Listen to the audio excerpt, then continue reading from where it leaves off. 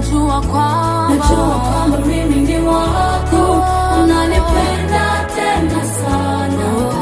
Nuru yako imenitoa gizani, sitaogopa kamwe. Nitawale sasa na hata milele Bwana. Overpower all of me the way you truly desire. Natamani kuongozwa na mkono wako wenye nguvu. Breathe your fresh air into my heart. Amen, amen, amen. Yeah, boy.